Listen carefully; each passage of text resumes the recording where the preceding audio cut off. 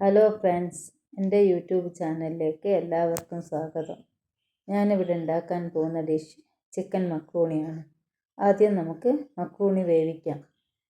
ഒരു പാത്രം അടുപ്പിൽ വെച്ച് അതിലേക്ക് 2 ഗ്ലാസ് വെള്ളവും ഉപ്പും 1 സ്പൂൺ ഓയിലും ചേർത്ത് വെള്ളം നല്ലതുപോലെ വെട്ടിത്തിളക്കുമ്പോൾ അതിലേക്ക് മക്രൂണി ഇടുക.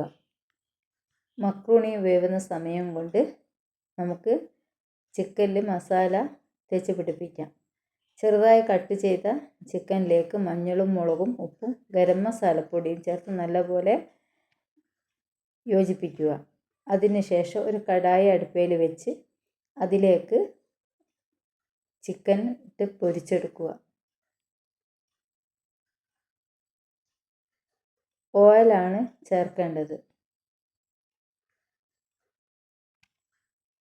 ചിക്കൻ മൊരിഞ്ഞ് വരുമ്പോൾ അതൊരു പാത്രത്തിലേക്ക് എടുത്ത് മാറ്റി ആ ഓയിലിലേക്ക് തന്നെ 1 സ്പൂൺ ഇഞ്ചി വെളുത്തുള്ളി പേസ്റ്റും പച്ചമുളകും വെല്ലുള്ളിയും ക്യാരറ്റും 1 ടൊമാറ്റോയും ചേർത്ത് നല്ലപോലെ വഴറ്റുക.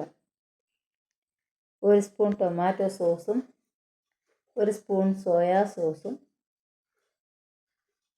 1 സ്പൂൺ ചില്ലി സോസും ചേർക്കുക. അതിലേക്ക് പൊരിച്ച് വെച്ച ചിക്കനും ഇടുക.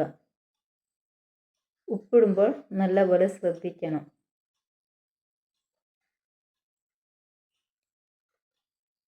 അര സ്പൂൺ ഒറിഗാനോ ഇടുക.